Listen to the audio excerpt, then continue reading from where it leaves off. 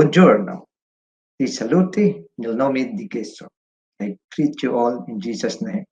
Buongiorno, good morning. Kumusta po? At medyo matagal-tagal po at last time hindi po ako record and so ngayon ay patuloy po tayo sa ating pong mga pinag-aralan and I'm so thankful na lahat po kayo ay nakikita ko na still very much active and masabi ko po na tumubo po tayo at lumago sa ating Panginoon.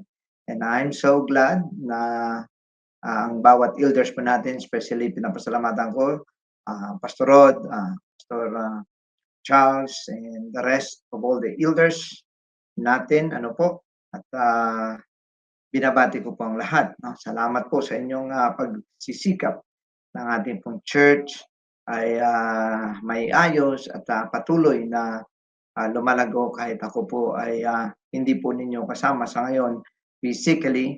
So siyempre binabati ko po ang lahat. Maraming salamat po. At siyempre binabati ko rin po ang aking magandang may bahay, Sister Tata. At sa mga siyempre sa mga sa bawat isa.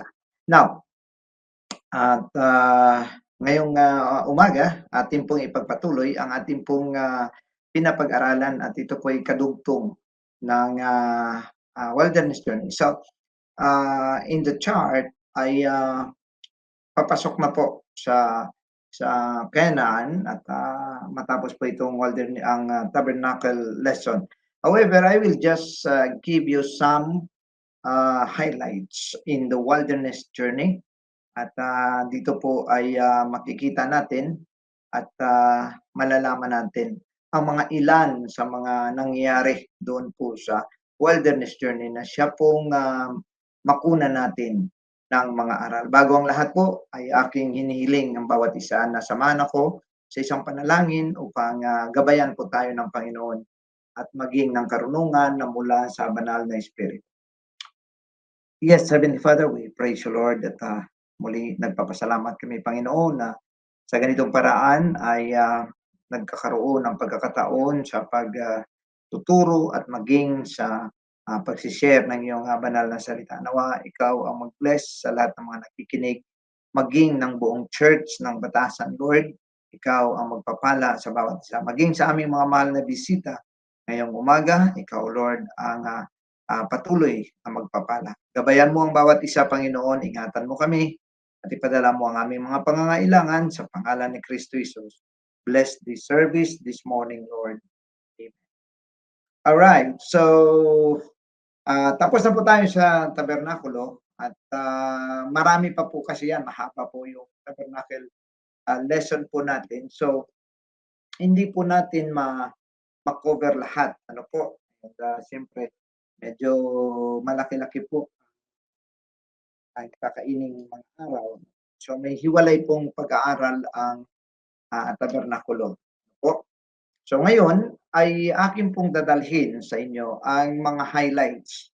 And marami po pong highlights yan bago po ang tabernakulo. Pero dahil nakalampas na po tayo sa building of tabernacle, patuloy na lang po tayo sa atin pong pinag-aaralan at yan po ay ang kanilang paglalakbay papunta po sa Promised Land. So alam natin, hindi ganun kadali ang kanila pong pagpasok sa Promised Land. So medyo pasensya na po kayo at medyo hindi masyadong ang aking camera.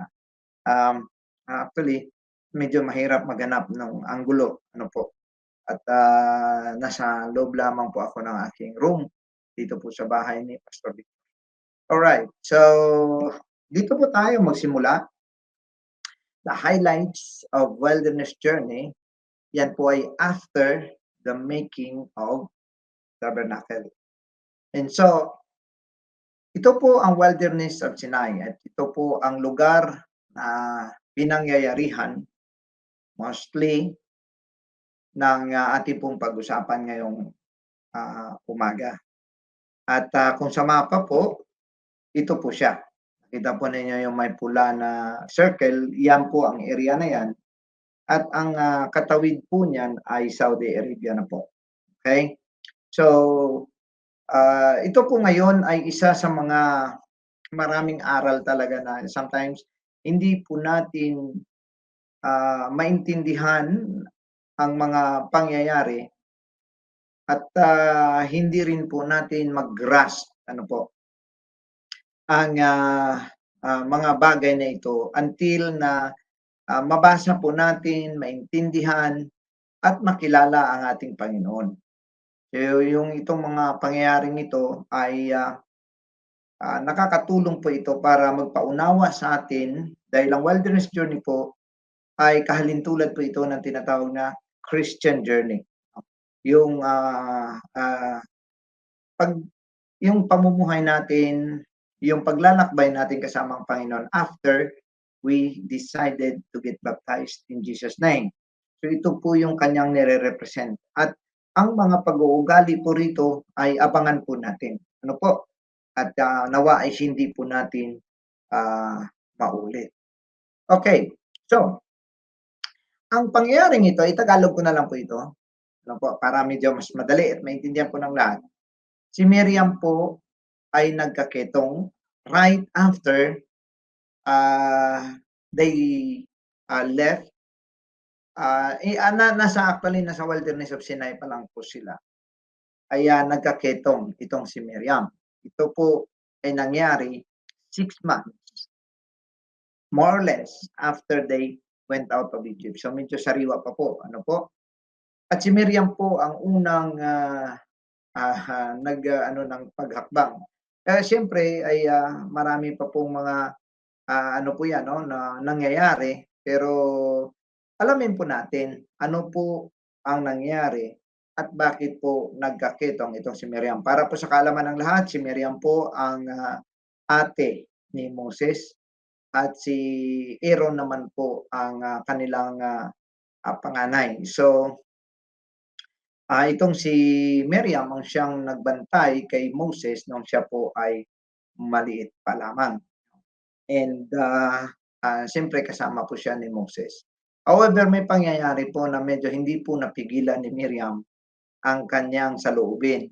Ito po basahin po natin at ito po ay sa Numbers chapter 12. At kung meron po kayong mga Bible ay buksan niyo rin po. Ano po? At dito po tayo magbabasa. Sa inyo po diyan ay English at dito naman ay Tagalog. So, hindi ko po nagamit yung mas mababang Tagalog. Mamaya po ay mas mababang Tagalog ang ating gamitin.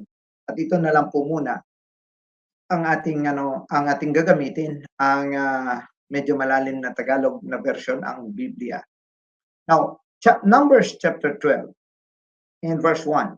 Ito po ang ating babasahin. At si Miriam at si Aaron ay nagsalitaan laban kay Moses tungkol sa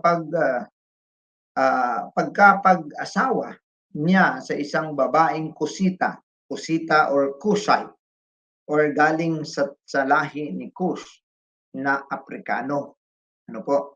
Sapagkat siya ay nag-asawa sa isang babaeng Kusita.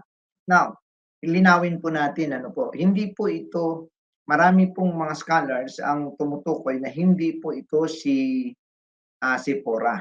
Kasi kung si Sipora po ang pinag-usapan dito, bago pa sila niligtas ni Moses, kumbaga, nung bumalik si Moses, asawa niya na po si Sipora. At si Sipora po ay hindi po African, siya po ay Midianite. Midianite. So, Arab ang kanyang lahi. Ano po? Ang, babaeng ito ay medyo malabo po na ito ay si Zipporah. Ano po? At kahit po 'pag ini-research po ninyo ito, meron pong, sinasabi na ito po ay maaring, kasama sa mga, mixed multitudes, no?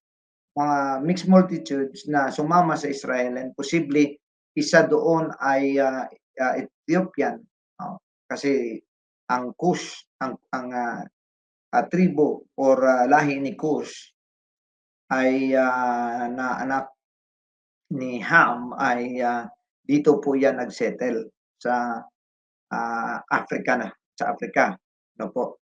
So kung titingnan natin, iba po ito kaysa asawa ni Moses na si Zipporah.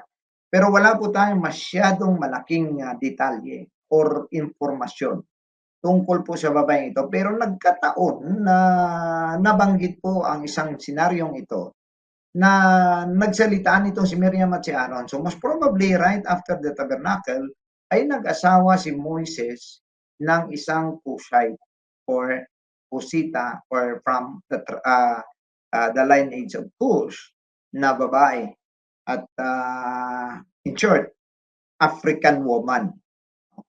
And siguro dahil siyempre ang dami namang mga Israelite diyan, bakit yung pang kanyang napangasawa or inasawa. So hindi natin po alam kung si Zipporah this time ay patay na po or ano, basta ito lang po masyado pong hindi gano'n ka-detalyado ang sitwasyon na ito.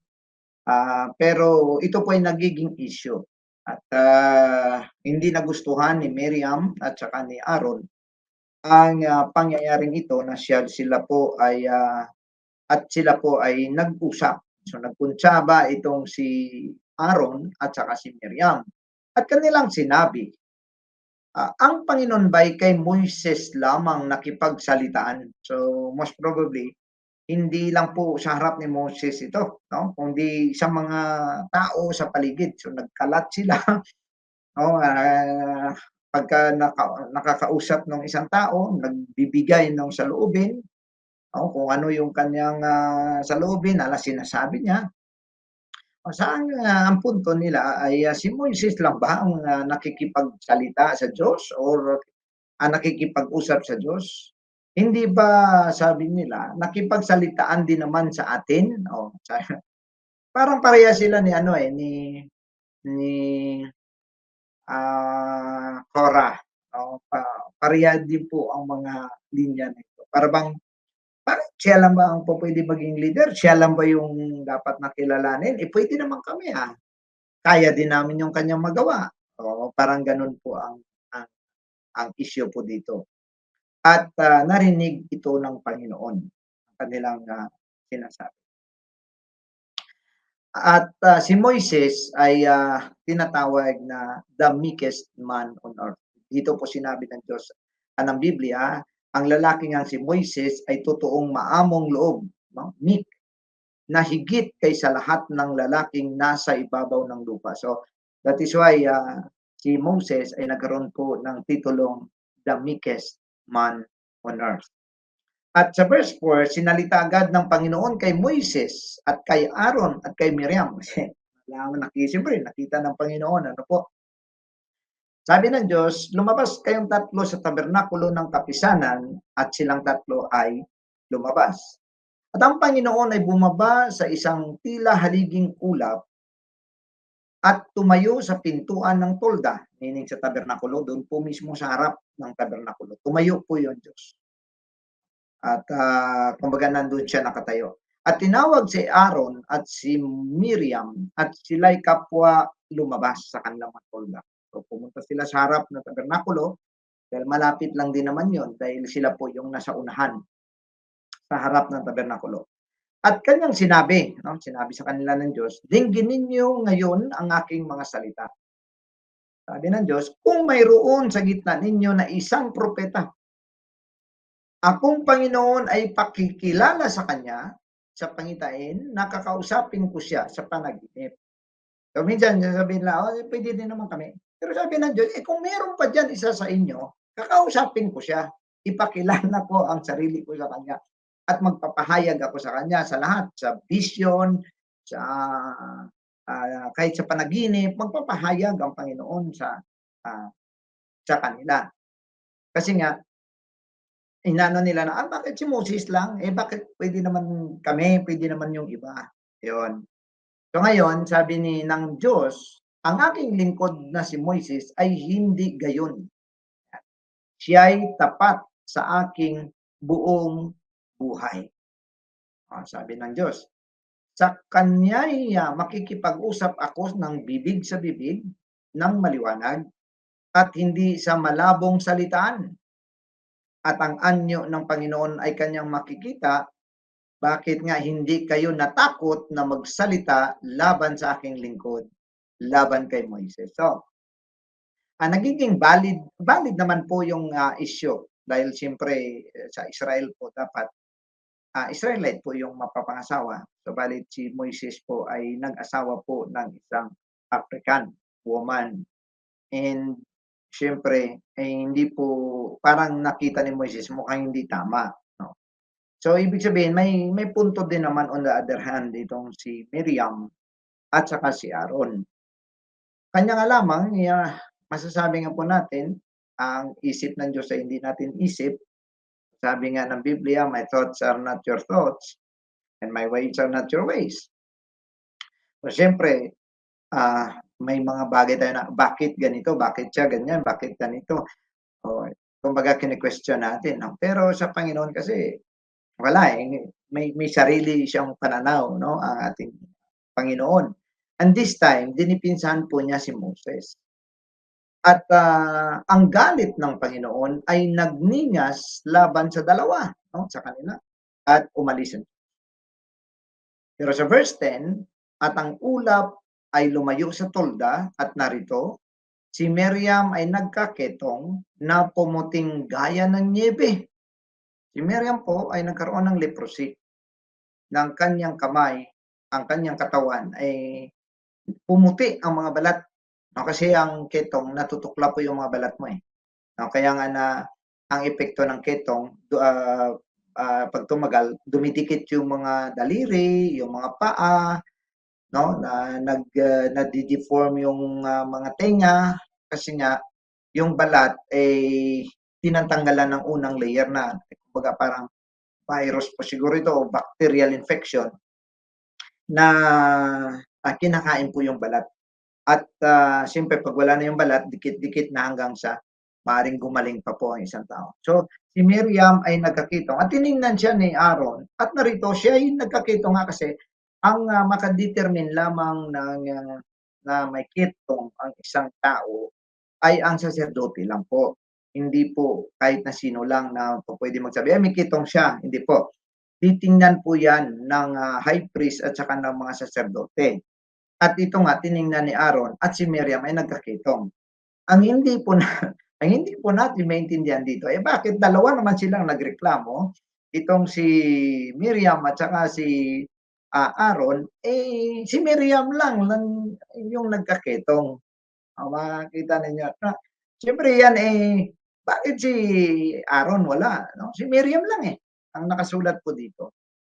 Oh, contrary minsan actually, before I was thinking na dalawa po sila talaga ang nagkakitong dito. Pero this time si Miriam lang po ang nagkakitong. So most probably, dahil ang pinaka nagiging vocal posible, although si Aaron meron din pong reklamo, pero ang pinaka-vocal po ay si Miriam posible. Oo, siyempre hindi siguro mapigilan yung bibig ni Miriam, aba'y, siyempre siya siguro yung, parang,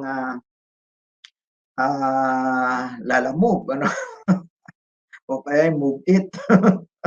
Oo, na taga-deliver ng balita, so palipat-lipat 'no, at, siyempre kumalat din po yung issue na ito. And, si Miriam dahil siguro siyempre, pasintabi po sa ating mga kababaihan, mostly medyo mas marami silang salita kaysa sa lalaki. So, mostly maaari na itong si Miriam, medyo lumampas din sa kanyang nararapat na mga sasabihin at siya po ay nagkaketong. At sinabi ni Aaron kay Moises, o kinausap ngayon ng kapatid, tatlo sila, magkakapatid ito tandaan po ninyo, magkakapatid po ito. At sinabi ni Aaron kay Moises, "O Panginoon ko," o ito ngayon, tinawag niya ng Panginoon, o si Moises, ilang, minuto lamang or ilang oras lamang, galit na galit sila kay Moises. O ngayon, sabi niya, "O Panginoon ko, isinasamo ko sa iyo na huwag mong iparatang ang kasalanan sa amin, sapagkat ginawa namin na may kamangmangan at sapagkat kami ay nagkasala." So, yun din naman, maganda din naman ang attitude ni Aaron at, inamin niya na lumampas nga sila sa border at, kumbaga, nakagawa sila ng isang malaking kasalanan. ito ang kanyang kahilingan sa verse 12, huwag mong itulot sa kanya, isinasamo ko sa iyo na maging parang isang patay na tunaw ang kalahati ng kanyang laman paglabas sa tiyan ng kanyang ina. At humibik si Moises sa Panginoon. So, siyempre, kinausap siya ng mga kapatid at kapatid niya rin si Miriam. So, kahit na medyo masama ang loob ni Moises sa kanilang dalawa, ay nakipag-usap si Moises sa Panginoon. Sinabi, pagalingin mo siya, O Diyos, ipinamamanhid ko sa iyo. Sa Tagalog pa, ay aking hinihiling sa iyo. Hinihiling ko sa iyo, O Diyos, pagalingin mo ang kanyang kapatid, bali na si Miriam. Now, sinabi ng Panginoon, anong sabi ng Panginoon kay Moises? Kung siya'y niluran ng kanyang ama sa kanyang mukha, hindi ba siya mahihiyang 7 araw? Kulungin siyang 7 araw sa labas ng kampamento at pagkatapos ay madadala siya muli sa loob. So, kahit pinagaling siya, pinagaling siya ng Panginoon, ibibilanggo talaga siya. Kumbaga, i-isolate for 7 days. At si Miriam ay kinulong ng 7 araw sa labas ng kampamento. So, akalain mo yun, no? I-ano ka, itsapuwera ka ng 7 araw at ang bayan ay hindi naglakbay hanggang si Miriam ay nadalang muli sa loob. So, pinalabas siya sa camp, doon siya siguro nilagyan lang siya ng tulda doon siya mananatili sa loob ng 7 araw at pagkatapos nito ay nabalik naman itong si Miriam. So maaga, mabilis lang naman ang restore kay Miriam. Pagkatapos nito ay naglakbay ang bayan mula sa Haserot at humantong sa ilang ng Paran. So ito po ang unang nangyari pagkatapos lamang po ng paggawa ng tabernakulo at ito po ay ilang buwan pa lamang or halos mag-iisang taon pa lamang or kalahating taon pa lamang simula po sila ay naglakbay. Now ngayon, ang pangalawa po naman ay nangyari sila po ay naglakbay papunta po sa Cadiz Barnea. Ang Cadiz Barnea po ay yung pula na yan. Actually, ang aking pong slide. Meron po itong animation and kaso nga po, ang StreamYard ay hindi po pala tumatanggap ng animation. Nakalimutan ko po. Doon po tayo sa taas niyan. Ayan po ang Cadiz Barnea. Makita po niya no, sa taas. No? Ayan, no?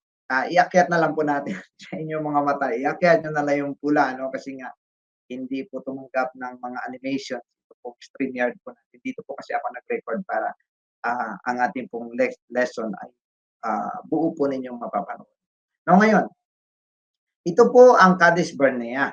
Sa taas na po ito, malapit na po ito sa Kanaan. In fact, border na po ito ng Kanaan. On the left ay dagat na po at on the north side or sa taas nito, yan na po ang Kanaan. So mula po sila sa wilderness, pumunta po sila sa border ng Kanaan. Ito po ang nangyari at mababasa po natin sa Numbers chapter 13 at ito po ang sinasabi sa verse 1, no?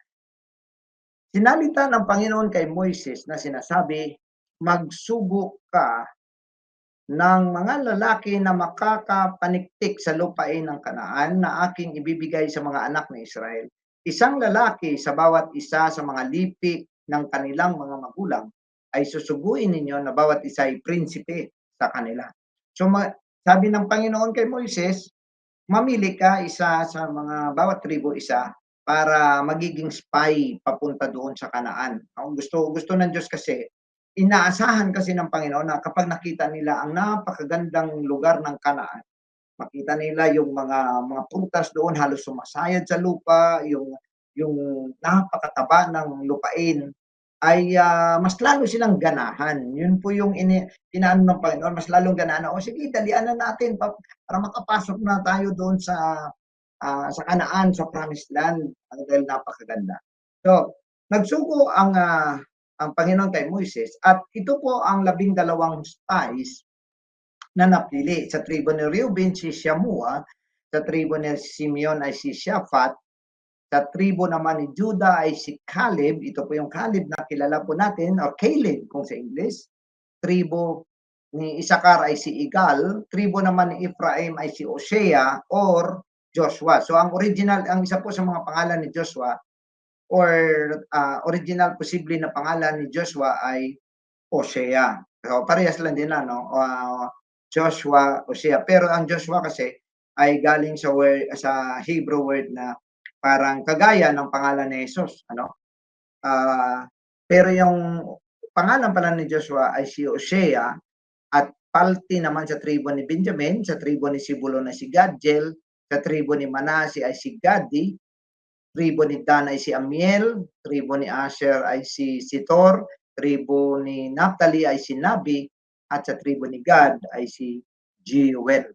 Yan. So, kung makita po ninyo, wala na po dyan si Joseph dahil si Joseph po ay nire-represent na ng kanyang dalawang anak na si Ephraim at saka si Manase. Now, ito po ang sinabi ni Moises sa kanila.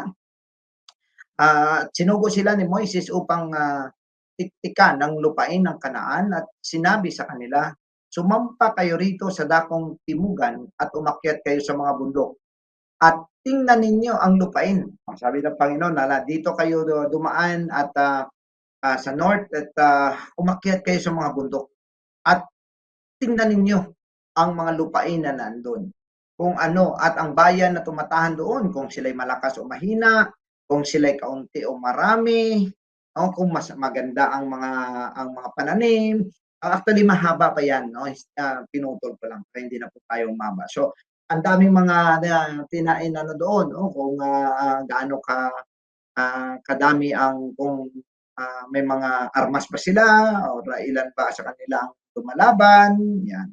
O ang mga sundalo, parang gano'n. So lahat ng impormasyon pinakuha ng Diyos sa kanila. And nung sila po'y bumalik, alam niyo po ba na ang bitbit po nilang ubas, nagdala sila ng ebidensya ang bitbit nilang ubas, bitbit ng dalawang lalaki. So alam naman natin itong mga lalaking ito, mga prinsipito, mga malalaking mama ito, no? Mga matatangkad.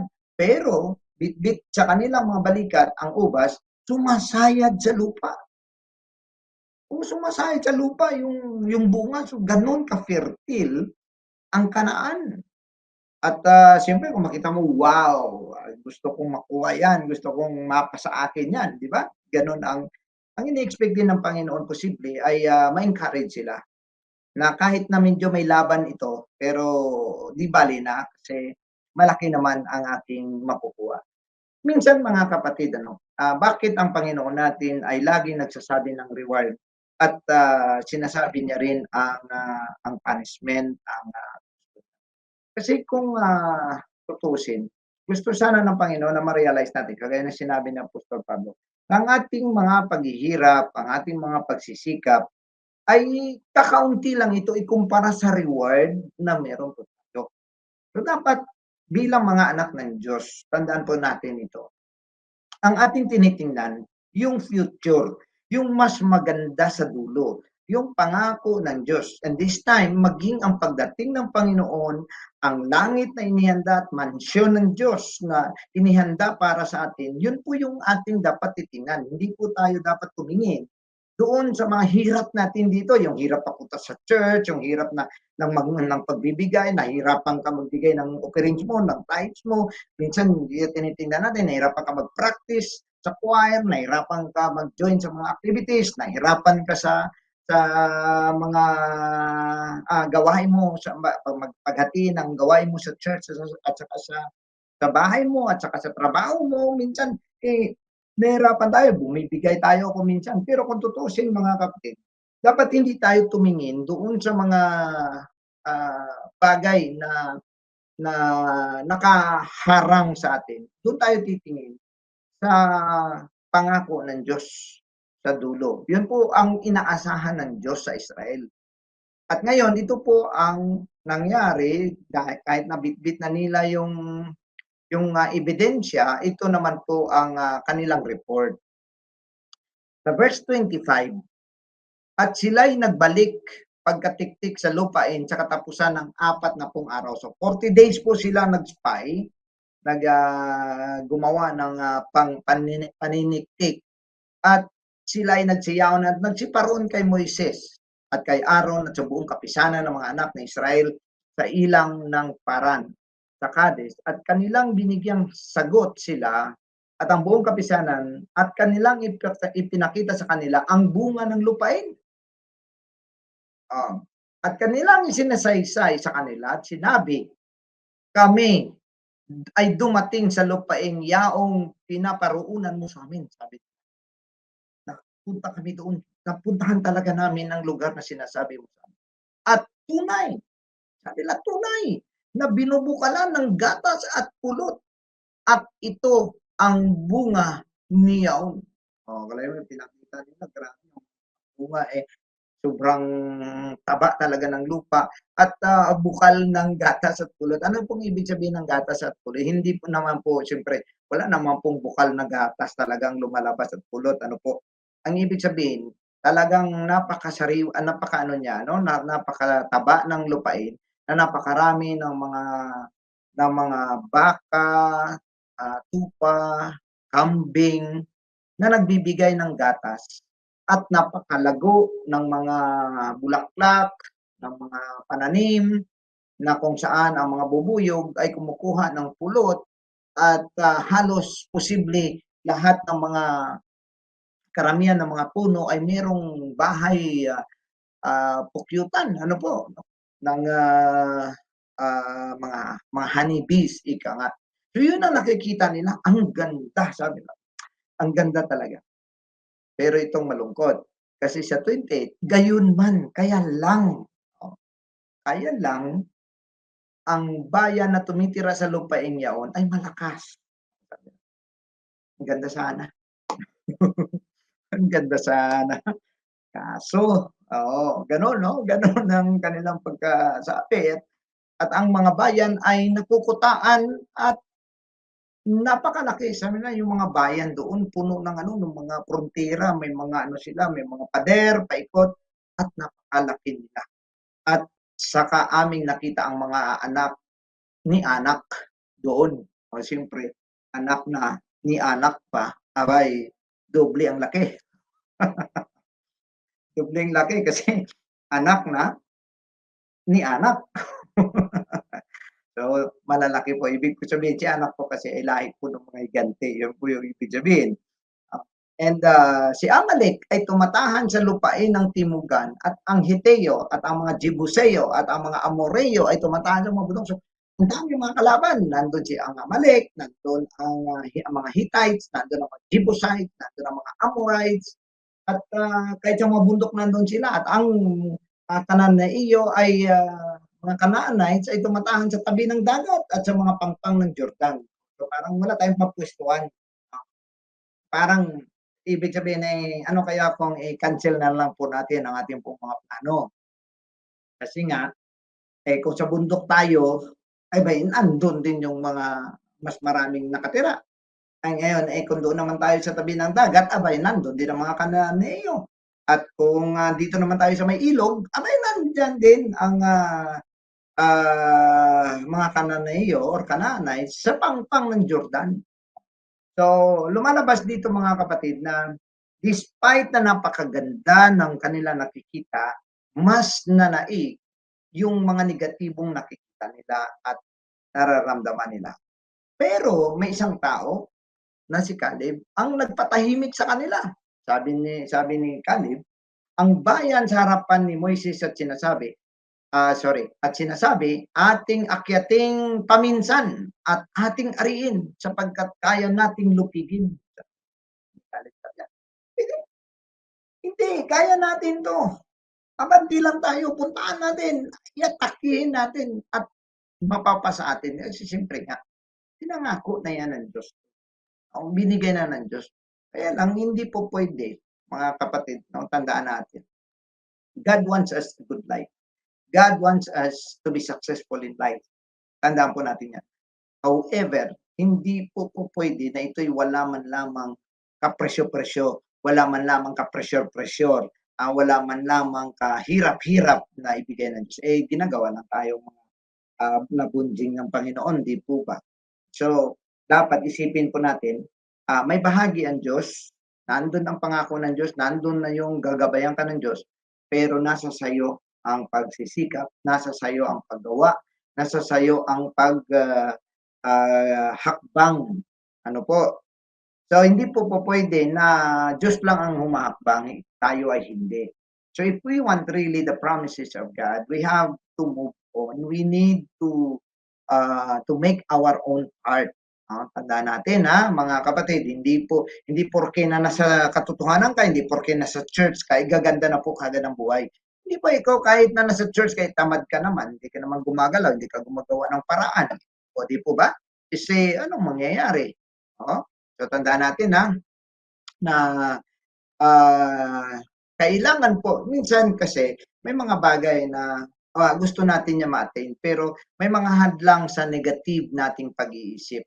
Minsan lalo pa, especially sa mga pagbibigay, may mga negative tayo na baka mawalan ako kasi karamihan ang iniisip natin on the negative side. Kasi ang giving, there are two parts. Tama? Ang isa is nabawasan ka, that's the other side. No? That's the other side. So, nabawasan ka. But the other side naman is that na meron kang madagdagan ka naman ng pagpapala o mabigyan ka ng Diyos ng pagpapala. That's the other side.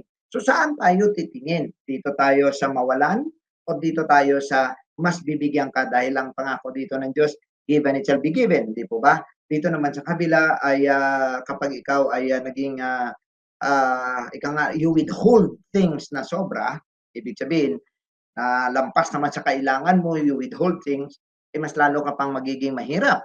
So, alin tayo dito? So, that will give a different result sa atin po. So, si Caleb, ang nakikita ni Caleb, hindi yung mga mahihirap na bagay, hindi niya nakikita yung mga gigante, hindi niya nakikita yung mga valiant men, hindi niya nakikita. Kasi sa kanya, hindi niya yan trabaho ng Diyos yun eh. Pinangako ng Diyos eh. So kumbaga, Diyos yung bahala diyan, kung ang punto diyan. Basta ang sa akin lang, naniniwala ko, kaya natin yan, akyatin natin, gawin natin. Yun po ang gusto ko, ang sabi ni Kat. Pero, sinabi ng mga lalaki nagsiakyat na kasama niya, hindi tayo makakaakyat laban sa bayan sapagkat sila'y malakas kaysa sa atin.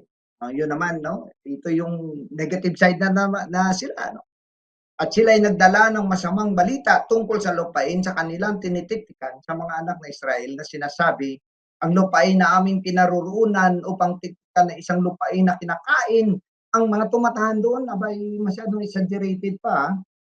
Sabi niya, nagkalat sila doon, pinakalat nila doon sa buong Israel. Naku, hindi na po pwedeng umakyat doon. Nakakatakot umakyat doon. Alam niyo ba na kapag pumunta kayo doon, kakainin lang kayo ng mga kalaban natin. Mga kanibal yun. Oo, kalahin mo yun, yung sinasabi nila rito. Mga kanibal yun. At sabi niya, lahat ng bayan na aming nakikita roon ay mga taong malalaki. Ibig sabihin, mga higanti ang lalaki nila. At do'y aming nakita ang mga Nephilim, ang mga anak ni Anak na mula sa mga Nephilim. At kami sa aming sarili, o sabi nila, oy, nandun ang mga anak ni Anak ng mga higante. At alam nyo ba, sa aming paningin, naging parang mga balang na lang kami or grasshopper. At gayon din kami sa kanilang paningin. Parang mga diwindil pa. Para lang po tayong mga unano. Para lang tayong mga insekto sa mata nila. Yun ang kanila. Exaggerated masyado. Alam mo yung minsan yung taong negative, mahilig mag-exaggerate ng sitwasyon. Hindi naman dapat na pabigatan, dagdagan pa. Dagdagan pa ng description. Hindi naman. Magaan naman sana ang mga ang sitwasyon. Kaso dinagdagan mo pa para bumigat. Minsan ng mga negatibong tao Ito nga na ngayon. At sinabi ng Panginoon kay Moises, hanggang kailan, sabi ng Diyos, naggalit dito ang Diyos. Nang marinig niya ang reklamo ng mga Israel. Alam niyo ba pag binasa niyo yan dyan? Alam niyo ba kung anong sabi ng mga Israelites dyan? Sabi niya, mas maigi pa, dapat bumalik na tayo sa Ehipto. Kasi mas maigi pa na tayo ay mamamatay doon kaysa dito sa kamay ng ating mga kalaban. Sabi nila kay Moises, "Moises, kailangan mo ba kami patayin? Kailangan mo ba kaming pahirapan dito?" At si Caleb at saka si Joshua nagdepensa pa rito, mga kapatid, huminahon kayo. Huminahon kayo dahil ang lugar na yun ay napakaganda. Kakayanin natin sila. Yun ang sabi ng dalawa. Abay, babatuhin pa. Babatuhin pa. Kumuha pa sila ng baton, papatay. In fact, nag-elect na sila, namili na sila ng magiging pangulo nila, kapatid ng Egypt. Hayaan mo yan si Moses, hayaan mo yan. Ano, pili tayo ng mamuno sa atin, uwi na tayo sa Egypt. Balik tayo sa Egypt. Oh. Pero ang Diyos, nung marinig ito ng Diyos, galit na galit talaga ang Diyos. Sabi ng Diyos kay Moises, hanggang kailan hahamakin ako ng bayang ito? Hanggang kailan hindi sila mananampalataya sa akin sa lahat ng mga tanda na aking ginawa sa kanila? Oh, try mo yun? So, sa mga tanda na ika nga, ang dami ko nang ginawa. Tuloy-tuloy pa ang mana. Hinati ko ang Red Sea. Tuloy-tuloy ang pag-ulan ng mana at ng mga pugo. O akalain mo yun. Sa lahat ng mga tanda, minsan, na ano ang Panginoon, na-frustrate sa atin. Alam niyo ba yun, mga kapatid? Kasi gusto ng Diyos kasi, paniwalaan natin siya. Sa Kanya tayo umasa. No? Sampalatayahan natin ang Kanyang mga salita. Kaso hindi nga po nangyayari. Kaya sabi niya rito, aking sasaktan sila ng salot at hindi ko sila pamamanahan at gagawin kita na isang bansang malaki at matibay kaysa kanila. So ito na yon ang sinasabi ng Panginoon. Sabi niya kay Moses, Moses, ubusin ko sila. At hindi ko sila bibigyan ng mana.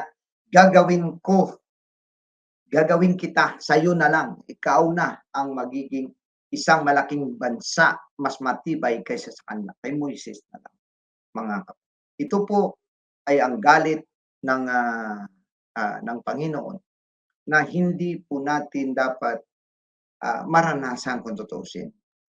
Dahil alam niyo galit ang Diyos na hindi po natin siya pinagkakatiwalaan. Galit ang Diyos na hindi natin siya sinusunod. Galit ang Diyos na hindi natin siya binibigyan. Kasi pagka hindi tayo naniniwala sa Diyos, hindi tayo pumupuri sa Kanya. Alam niyo mga kapatid, hindi lang sa pagtaas ng kamay ang pagpupuri sa Diyos. Hindi lang sa mga bibig. Hindi lang sa ating mga pagsayaw, kundi ang papuri sa Diyos ay ang pagsunod ng Kanyang salita at ang paniniwala at mananampalataya at magtitiwala sa Kanyang mga salita na ito'y magaganap sa ating buhay. So ngayong araw na ito, kung ano man ang mga bagay na inyong hinihiling sa Diyos, kung meron man sa inyo diyan na may mga sakit, kung meron man sa inyo diyan na matagal ng panalangin hindi pa baguhin natin ang ating pananaw. Baguhin natin ang ating pagiging negatibo. Gawin nating puno ng pananampalataya at umaasa tayo. Magpasalamat ka sa Diyos na kahit hindi mo pa natanggap, magpasalamat kang natanggap mo na. Hindi ka pa gumaling, magpasalamat kang pinagaling ka na. Hindi ka pa nagkaroon ng kasagutan sa iyong mga panalangin, magpasalamat ka na sinagot ka na. Mga kapatid, ito ay kagaya ng buhay ng isang Kristiyano. At ang Diyos ay napofrustrate, nawawalan ng gana sa atin. Kung hindi lang naman tayo umaasa sa Kanyang kapangyarihan, despite na nagpakita na ang Diyos ng Kanyang kakayahan. Kaya mga kapatid, sa araw na ito, nawa ang idalangin natin sa Diyos ay ang i-restore ang ating pananampalataya at ibigay sa atin ang antas ng pananampalataya na kaya nating makamtan ang mga bagay na Kanyang pinangako sa atin. I know every one of you has his own desire, God. Desire in the ministry, desire in your life, in your family, in your work, in your job. Then let God do his part, but do your part. Amen? So hanggang diyan lang po muna tayo mga kapatid at susundan po natin dahil sa susunod po ang ating pong pag-usapan, the power of intercession and the curse of unbelief. Maraming salamat po sa inyong lahat and God bless you all. See you next week. Ciao.